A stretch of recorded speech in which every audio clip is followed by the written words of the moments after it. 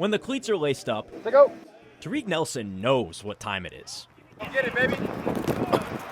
And one thing I'm used to being, and that's I'm used to being a man. There'll be times where he's off the field, I'm on the field, and I'll hear him chirping from the sidelines, whatever. I act like I can't hear him, but I hear him for sure. He's just a dog. Like, that's it. Tariq's just a dog. But Tariq's journey to playing college football at Buffalo State took a lot more than just his athletic ability.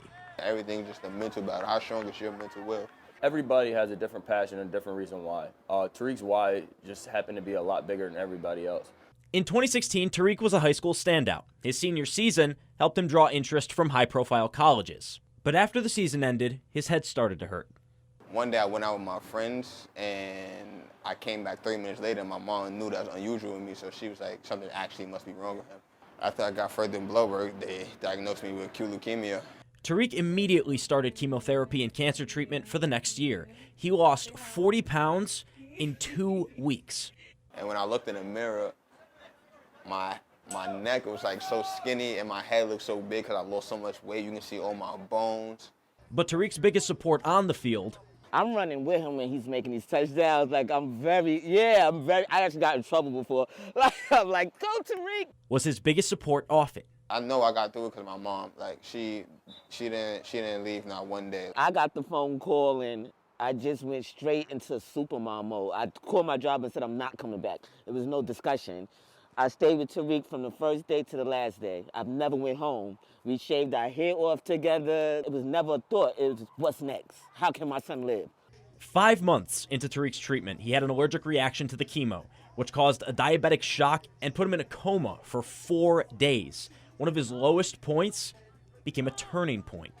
My coma experience, I was in a football game, and like I was running to the touchdown literally, and I got hit at the goal line, and that's when I woke up type stuff. And when that happened, I was like, this is the lane I need to take as soon as I get better. Tariq got back to playing football, all with a chemo-port on his chest. Once he started to find a rhythm, Buff State recruited him to play. When they emailed me, I dropped everything I was doing. I was working at my high school. I dropped everything. I just came. My mom didn't know, my grandmother, nobody knew. Now, 6 years after Tariq was diagnosed with leukemia, he's a captain. I need some energy. Hey, yo, bagels! We got bagel jacks today. You ready? You ready? Be good.